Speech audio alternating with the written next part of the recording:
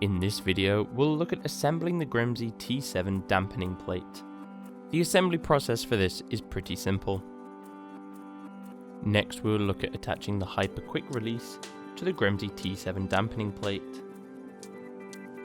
There are several arrows on here that we can line up to make sure that everything is in its correct place. First of all, we'll attach the top ring to the hyper quick release. Once this is done, we can attach the entire thing to the dampening plate. Once again, ensuring the arrows are lined up, attach this and tighten the screws.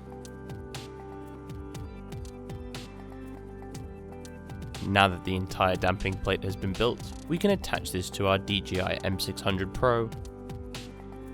There are 4 clasps which can be completely opened.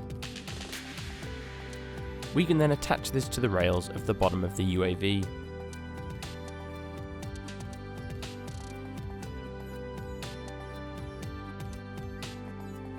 Loosely tighten these clamps.